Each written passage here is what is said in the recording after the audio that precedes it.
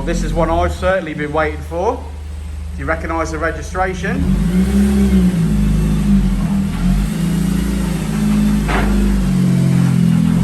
I think you'll recognise the livery. Oh yes.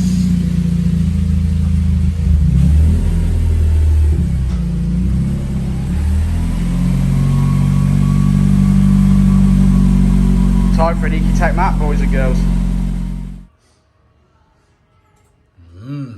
That's shiny.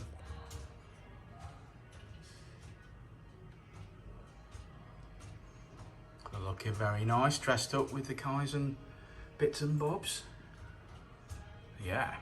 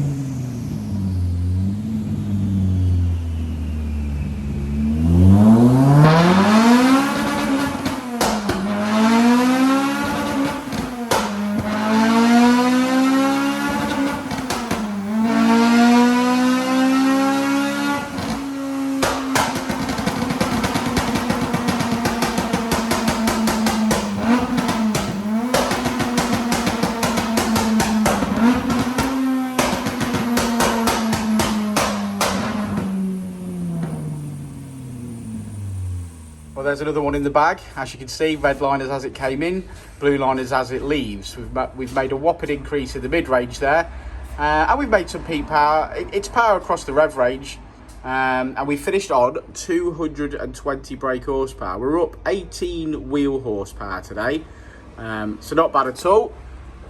What do you reckon, Rich? To what?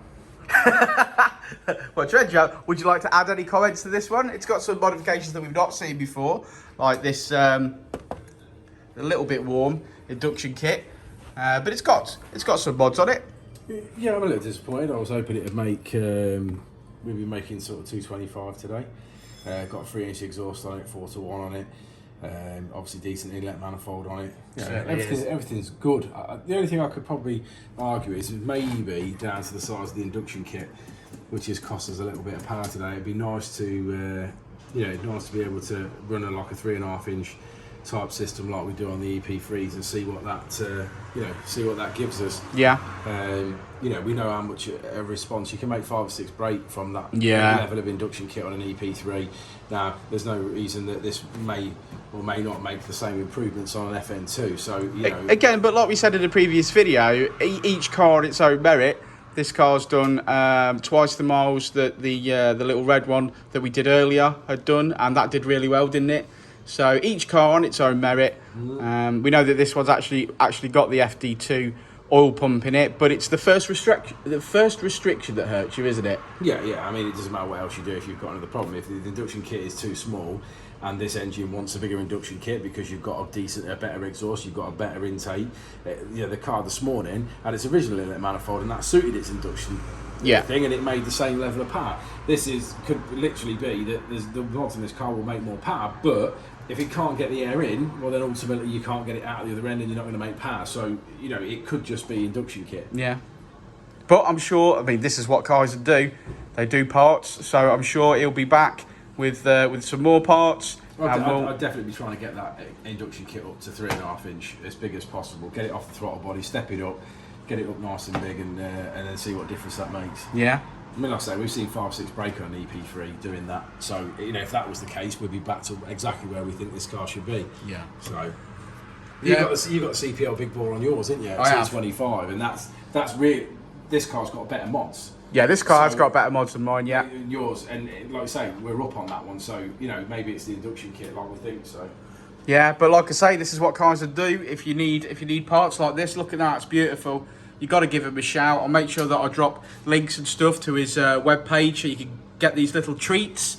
And I'm sure he'll help you out. But he will be back, no doubt, with more modifications. I'll go again on this dyno and see what power we make next time. So thanks for sticking around to the end of the video, guys. Like and subscribe and all that jazz.